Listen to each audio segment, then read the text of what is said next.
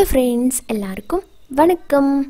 இன்னைக்கு நம்ம நிக்கிஸ் கிச்சன்ல மனம் சுவையும் மாறாம நல்ல வாசனையோட நெய் எப்படி வீட்லயே காய்ச்சறது அப்படிங்கறத பார்க்கலாம். நெய் காய்ச்சறது நிறைய விதம் இருக்குங்க. குறிப்பிட்ட பொருளை நம்ம சேர்த்து காய்ச்சும்போது ரொம்ப வாசனையாவும் சுவையாவும் இருக்கும். எங்க வீட்ல பாரம்பரியமா எங்க பெரியவங்க எப்படி காய்ச்சிட்டு வந்தாங்க அப்படிங்கற மெத்தடை தான் நான் இந்த வீடியோல ஷேர் பண்ணியிருக்கேன். எப்படி வந்திருக்கு அப்படிங்கறத பாத்துறலாம் வாங்க. இன்னைக்கு நெய் காய்ச்சறதுக்கு 550 கிராம் அளவுக்கு வெண்ணெய் எடுத்துர்க்கேன். தயிர்லயே கடைஞ்சு எடுத்த வெண்ணெய் தான். கொஞ்சம் கொஞ்சமா தயிர்ல இருக்கிற ஆடையை வந்து கலெக்ட் பண்ணி வச்சு ஃப்ரிட்ஜில் வச்சிருந்தேன். அதுக்கு ஒரு நாள் வந்து ஆடையா இந்த மாதிரி சேர்த்து எடுத்து வச்சிருக்கிறேன். இப்போ அடுப்பில் வச்சாச்சு. சிம் பண்ணி வச்சுட்டேன். அடுப்பு வந்து கண்டிப்பாக சிம்மில் தான் இருக்கணும். ஹையில் வச்சிடாதீங்க, கருகி போயிடும். இப்போ இது லைட்டாக மெல்ட் ஆகட்டும். அடுத்தடுத்த ஸ்டேஜ் நான் எப்படின்னு சொல்கிறேன். இப்போ கரைஞ்சி வந்ததுக்கப்புறமா பார்த்தீங்கன்னா இந்த மாதிரி மேலே ஒரு நுரையாக ஃபார்ம் ஆகும்.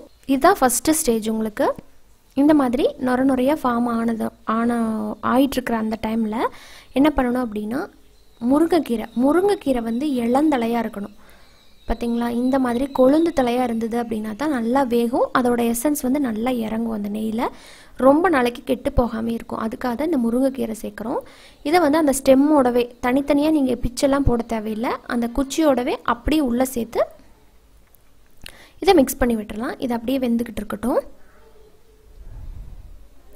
இப்போ கரெக்டாக ஒரு 5 நிமிஷத்துக்கு அப்புறமா தலையெல்லாம் லைட்டாக அந்த பழுப்பு கலர் ஆகிருக்கு. பார்த்தீங்களா, கொஞ்சம் வெந்திருக்கு. இந்த டைமில் ஒரு 1/4 டீஸ்பூனை விட கம்மியாகவே உப்பு சேர்த்துக்கலாம். உப்பும் அதே போல் தான் ரொம்ப நாளைக்கு கெடாமல் நல்லா வாசனையாக இருக்கிறதுக்காக சேர்க்குறோம். கூடவே ஒரே ஒரு காஞ்ச மிளகா, காம்பை கிள்ள தேவையில்லை, முழுசாக அப்படியே சேர்த்துக்கலாம். சேர்த்துட்டு இதை நல்லா கலந்து விட்டுடலாம். இது வந்து இப்போ நம்ம அந்த நுரை வந்து அப்படியே லைட்டாக அடங்க ஆரம்பிச்சிருக்கு. பார்த்தீங்களா, முதல்ல வந்து ரொம்ப நுரையாக இருக்கும். அப்புறம் இந்த இதெல்லாம் சேர்த்ததுக்கப்புறமா கொஞ்சம் கொஞ்சமாக குறைய ஆரம்பிக்கும். இப்போ பாருங்களேன், நம்ம சேர்த்த முருங்கைக்கீரையெல்லாம் அப்படியே மேலே மிதக்குது. ஏன் அப்படின்னா நல்லா வெந்து வந்துடுச்சுன்னு அர்த்தம். முருங்கைக்கீரை நல்லா வெந்து மேலே ரோஸ்ட் ஆகி மேலே மிதந்துட்டுருக்கு.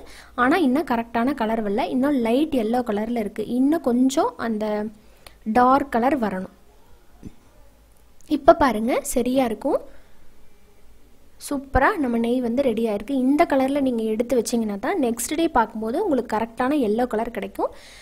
உடனே ஆஃப் பண்ணிடுங்க. ரொம்ப நேரம் வேண்டாம். ஆஃப் பண்ண உடனே அந்த பாத்திரத்துலேயே வைக்கக்கூடாது. ஆறுற வரைக்கும் உடனேவே வேறு பாத்திரத்தில் மாற்றிடணும். ஏன்னா அந்த பாத்திரம் சூடாக இருக்கிறனால மறுபடியும் நெய் வேக ஆரம்பித்து கருகி போயிடும்.